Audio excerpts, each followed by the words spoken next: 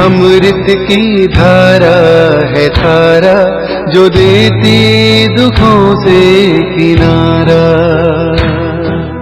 मुरली अमृत की धारा है धारा जो देती दुखों से किनारा। भूले जीवन में हो जाए शिव बाबा मुरली में समझाए। भूले जीवन में हो जाए शिव बाबा मुरली में समझाए। ओम शांति। आज की तारीख है 13/6/2022 की साकार मुरली। बाबा के महावाक्य। मीठे बच्चे, यह पाठशाला है नर से नारायण बनने की।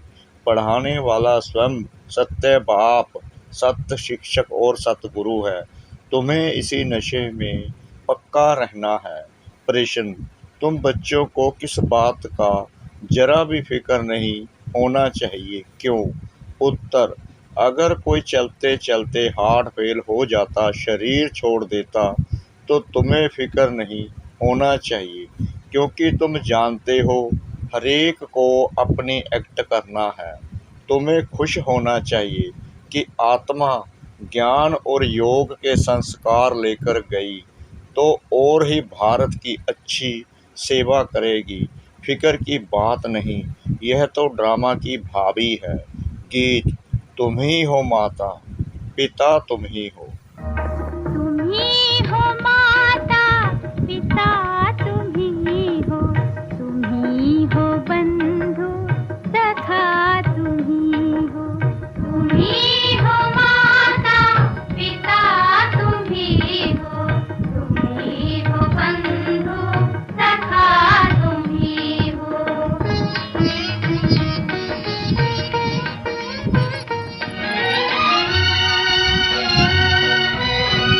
ओम शांति। बाप बच्चों को समझाते हैं, बच्चे जानते हैं। बाबा भी बच्चे कह बुलाते हैं और यह बाप दादा दोनों कंबाइंड हैं। पहले बाप दादा फिर बच्चे हैं। यह नई रचना हुई ना। और बाप राजयोग भी सिखला रहे हैं, हूबहू 5000 वर्ष पहले माफिक फिर से हमको राजयोग सिखला रहे हैं। भक्ति मार्ग में फिर उनके किताब बनाए, उसको गीता कह दिया है, परंतु इस समय तो गीता की कोई बात नहीं। यह पीछे शास्त्र बनाए, उसको कह दिया है श्रीमद् भगवत गीता। सहज राजयोग की पुस्तक। भक्ति मार्ग में पुस्तक पढ़ने से फायदा नहीं होगा। ऐसे ही सिर्फ शिव को याद करने से कोई वर्षा नहीं मिल सकता। वर्षा सिर्फ अभी संगम पर ही मिल सकता है। बाप है ही बेहद का वर्षा देने वाला, और वर्षा भी देंगे संगम पर। बाप राजयोग सिखलाते हैं। दूसरे भी जो सन्यासी आदि सिखलाते हैं, उनके सिखलाने और इसमें रात दिन का फर्क है। उन्हों की बुद्धि में गीता रहती है और समझते हैं कृष्ण ने गीता सुनाई, व्यास ने लिखी, परंतु गीता तो ना कृष्ण ने सुनाई थी, ना वह समय था, ना कृष्ण का रूप हो सकता है। बाप सब बातें क्लियर कर समझाते हैं और कहते हैं अभी जज करो। उनका नाम भी बाला है। सत्य बताने वाला ही नर से नारायण बना सकते हैं। तुम बच्चे जानते हो, हम नर से नारायण बनने के लिए इस पाठशाला व रुद्र ज्ञान यज्ञ में बैठे हैं। शिव बाबा अक्षर अच्छा लगता है, बरोबर बाप और दादा जरूर हैं। इस निश्चय से तुम आए हो। आप ब्रह्मा द्वारा सभी वेदों शास्त्रों का सार समझाते हैं और समझा रहे हैं। हम तुमको त्रिकालदर्शी बना रहे हैं। ऐसे नहीं कि तुम त्रिलोकीनाथ बनते हो। नहीं, तुम नाथ तो बनते हो सिर्फ एक शिवपुरी के। उनको लोक नहीं कहेंगे। लोक मनुष्य सृष्टि को कहा जाता है। मनुष्य लोक, चैतन्य लोक, वह है निराकारी लोक। तुमको सिर्फ त्रिलोकी की नॉलेज सुनाते हैं, त्रिलोकी का नाथ नहीं बनाते। तीनों लोकों का ज्ञान मिला है, इसलिए त्रिकालदर्शी कहा जाता है। लक्ष्मी नारायण को भी त्रिलोकीनाथ नहीं कहेंगे, विष्णु को भी त्रिलोकीनाथ नहीं कहेंगे। उनको तो तीनों लोकों का ज्ञान ही नहीं है। लक्ष्मी नारायण जो बचपन में राधे कृष्ण हैं, उनको त्रिलोकी का ज्ञान नहीं है। तुमको त्रिकालदर्शी बनना है, नॉलेज लेना है। बाकी कृष्ण के लिए कहते हैं त्रिलोकीनाथ था, परंतु नहीं, तीनों लोकों का नाथ तो उनको कहेंगे जो राज्य करे। वह तो सिर्फ वैकुंठ नाथ बनते हैं। सत्युग को वैकुंठ कहा जाता है, त्रेता को वैकुंठ नहीं कहेंगे। इस लोक के भी हम नाथ नहीं बन सकते। बाबा भी सिर्फ ब्रह्म महातत्व का नाथ है। ब्रह्मांड जिसमें हम आत्माएं अंडे मिसल रहते हैं, उनका ही मालिक है।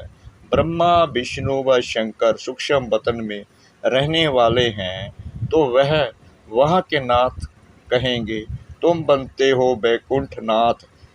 वह सूक्ष्म वतन की बात, वह मूल वतन की बात सिर्फ तुम ही त्रिकालदर्शी बन सकते हो। तुम्हारा तीसरा नेत्र खुला है, दिखाते भी हैं। भ्रकुटी के बीच में तीसरा नेत्र है, इसलिए त्रिनेत्री कहते हैं। परंतु यह निशानी देवताओं को देते हैं, क्योंकि तुम्हारी जब कर्मातीत अवस्था हो जाती है, तब तुम त्रिनेत्री बनते हो। वह तो इस समय की बात है, बाकी वह तो ज्ञान का शंख नहीं बजाते। उन्होंने फिर वह स्थूल शंख लिख दिया है। यह मुख की बात है, इससे तुम ज्ञान शंख बजाते हो, नॉलेज पढ़ रहे हो। जैसे बड़ी यूनिवर्सिटी में नॉलेज पढ़ते हैं, यह है पतित पावन गॉड फादरली यूनिवर्सिटी। कितनी बड़ी यूनिवर्सिटी के तुम स्टूडेंट हो। साथ साथ तुम यह भी जानते हो कि हमारा बाबा बाबा है, टीचर है, सतगुरु है, सब कुछ है। यह मात पिता हर हालत में सुख देने वाले हैं, इसलिए कहते हैं तुम मात पिता। यह है बीन बहुत मीठा है, देवताओं जैसे मीठे कभी कोई हो ना सके। बच्चे जानते हैं भारत बहुत सुखी, एवर हेल्दी, एवर वेल्दी था, बिल्कुल पवित्र था। कहा ही जाता है वॉइसलेस भारत। अभी तो नहीं कहेंगे, अभी तो विशेषपति तो कहेंगे। बाप कितना सहज कर समझा रहे हैं, बाप और बरसे को जान जाते हैं। बाबा कितना मीठा बनाते हैं, तुम भी फील करते हो। हमको श्रीमत पर पढ़ना और पढ़ाना है, यही धंधा है। बाकी कर्म भोग तो जन्म जन्मांतर का बहुत है ना। समझो कोई बीमार पड़ते हैं, कल हार्ट फेल हो जाता है, तो समझा जाता है भाभी ड्रामा की, उनको शायद और पार्ट बजाना होगा, इसलिए दुख की बात नहीं रहती। ड्रामा अटल है, उनको दूसरा पार्ट बजाना है, फिक्र की क्या बात है। और ही भारत की अच्छी सेवा करेंगे, क्योंकि संस्कार ही ऐसे ले जाते हैं। कोई के कल्याण अर्थ तो खुश होना चाहिए ना। समझाते रहते हैं अम्मा मरे तो हलवा खाना, इसमें समझ चाहिए। तुम जानते हो हम एक्टर्स हैं, हरेक को अपना एक्ट करना है। ड्रामा में नूद है, एक शरीर छोड़ दूसरा पार्ट बजाना है। यहाँ से जिन संस्कारों से जाएंगे, वहाँ गुप्त भी सर्विस ही करेंगे। आत्मा में संस्कार तो रहते हैं ना। जो सर्विसबुल बच्चे हैं, मुख्य मान भी उनका है। सर्विस करने वाले, भारत का कल्याण करने वाले सिर्फ तुम बच्चे हो, बाकी और सब अकल्याण ही करते हैं, पतित बनाते हैं। समझो कोई फर्स्ट क्लास सन्यासी मरता है, वह ऐसे बैठ जाते हैं, हम शरीर छोड़ ब्रह्मा में जाकर लीन हो जाएंगे, तो वह जाकर कोई का कल्याण कर नहीं सकते, क्योंकि वह कोई कल्याणकारी बाप की संतान थोड़ी हैं। तुम कल्याणकारी की संतान हो, तुम किसका अकल्याण कर नहीं सकते। तुम तो जाएंगे कल्याण। अर्थ यह है पतित दुनिया। बाप का ऑर्डिनेंस निकला है कि अभी यह भोग बल की रचना नहीं चाहिए, यह तमो प्रधान है। आधा कल्प से तुम एक दो को काम कटारी से दुख देते आए हो। यह रावण के 5 भूत हैं जो तुमको दुख देते हैं, यह तुम्हारे बड़े दुश्मन हैं। बाकी कोई सोनी लंका आदि थी नहीं, यह सब बातें बैठ बनाई हैं। बाप कहते हैं यह तो बेहद की बात है। सारी मनुष्य सृष्टि इस समय रावण की जंजीरों में बंधी हुई है। मैगजीन में भी चित्र अच्छा निकला है। सब रावण के पिंजड़े में पड़े हैं, सब शोक वाटिका में हैं। अशोक वाटिका नहीं है, अशोका होटल नहीं, यह तो सब शोक की होटलें हैं। बहुत गंद करते हैं। तुम बच्चे जानते हो स्वच्छ कौन है, गंदे कौन हैं। अभी तुम फूल बन रहे हो। तुम बच्चे समझते हो आत्मा के रिकॉर्ड में कितना बड़ा पार्ट नूंदा हुआ है। यह बड़ी वंडरफुल बातें हैं। इस छोटी आत्मा में अविनाशी पाठ 84 जन्मों का भरा हुआ है। कहते भी हैं हम पतित तमो प्रधान हैं, अभी है एंड, खूने नाहक खेल है ना। एक बाम से कितने मर पड़ते हैं। तुम जानते हो अभी पुरानी दुनिया रहनी नहीं है। यह पुराना शरीर पुरानी दुनिया है। हमको नई दुनिया में नया शरीर मिलना है, इसलिए पुरुषार्थ कर रहे हैं श्रीमत पर। जरूर यह सब बच्चे उनके मददगार हैं।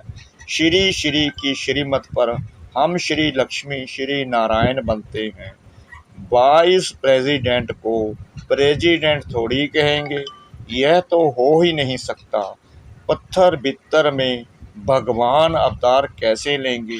उनके लिए गाते हैं, सदा गाते हैं, यदा यदा ही, जब जब बिल्कुल पतित बन जाते हैं, कलयुग का अंत समीप आ जाता है, तब मुझे आना पड़ता है।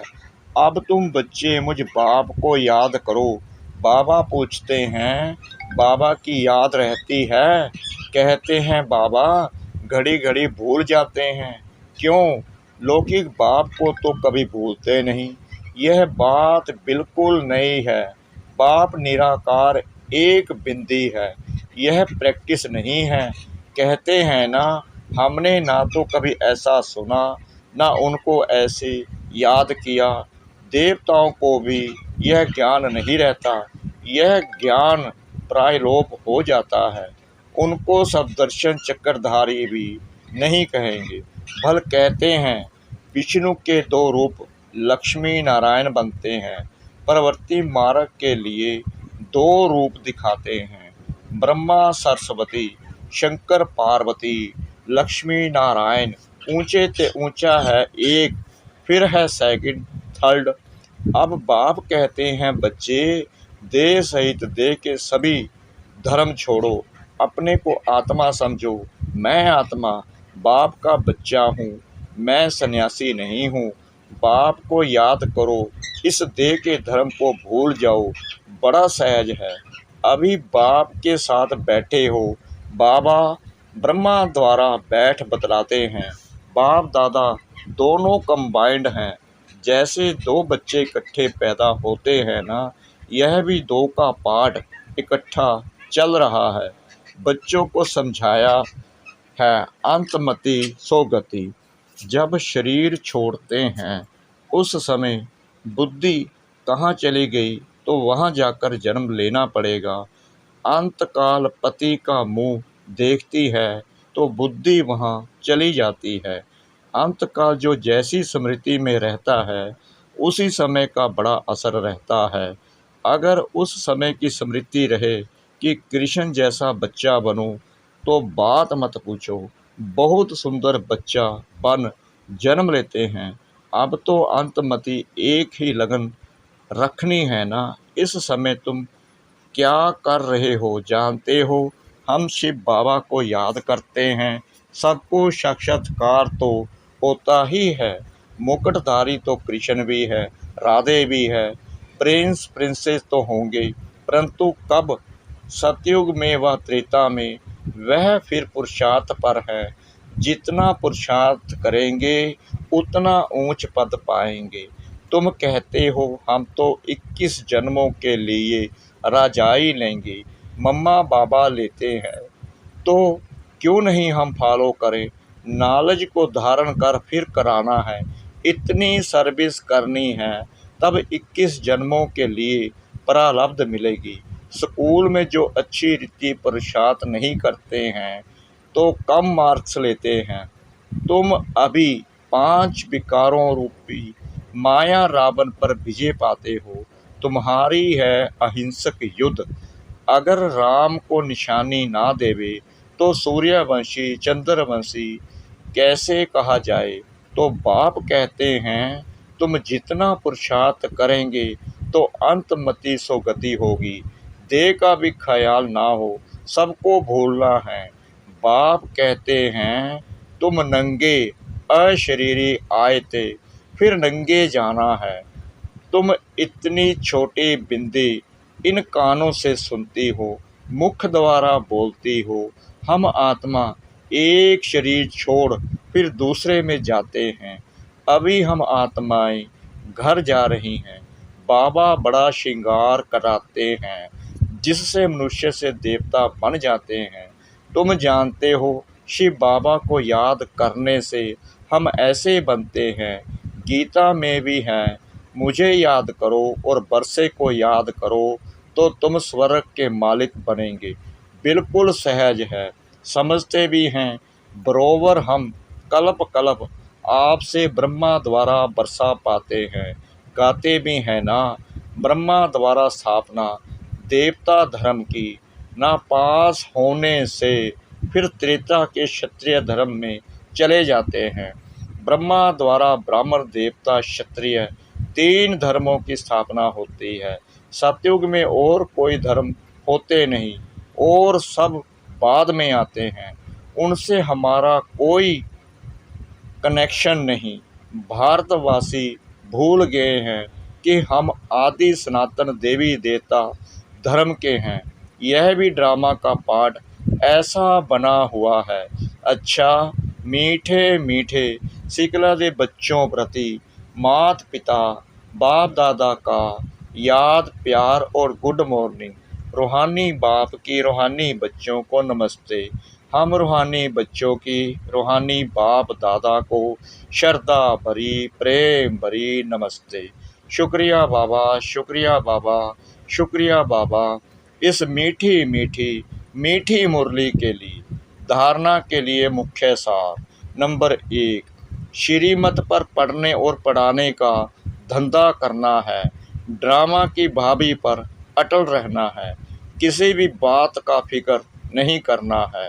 नंबर 2, अंत काल में एक बाप के सिवाय और कोई भी याद ना आए, इसलिए इस दो देह को भी भूलने का अभ्यास करना है। अशरीरी बनना है। वरदान, मन बुद्धि से किसी भी बुराई को टच न करने वाले संपूर्ण वैष्णव व सफल तपस्वी भव। पवित्रता की पर्सनैलिटी व रॉयल्टी वाले मन बुद्धि से किसी भी बुराई को टच नहीं कर सकते। जैसे ब्राह्मण जीवन में शारीरिक आकर्षण व शारीरिक टचिंग अपवित्रता है, ऐसे मन बुद्धि में किसी विकार के संकल्प मात्र की आकर्षण भी टचिंग अपवित्रता है, तो किसी भी बुराई को संकल्प में भी टच न करना, यही संपूर्ण वैष्णव व सफल तपस्वी की निशानी है। स्लोगन: मन की उलझनों को समाप्त कर वर्तमान और भविष्य को उज्जवल बनाओ। मन की उलझनों को समाप्त कर वर्तमान और भविष्य को उज्जवल बनाओ। ओम शांति।